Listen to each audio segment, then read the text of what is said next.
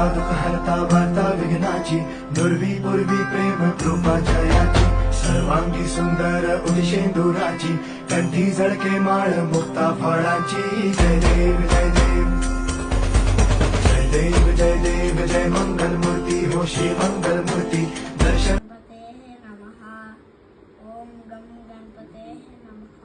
శమంతకోపయాగనం గాజను చదువుట వినుట సాంప్రదాయమే. ద్వారకా నగరం మందు కలిగిన క్షామ నివారణకు మహాభక్తుడైన అక్రూరుని రాక అవసరమని భావించి శ్రీకృష్ణుడు అక్రూరునకు గౌరవంపడం.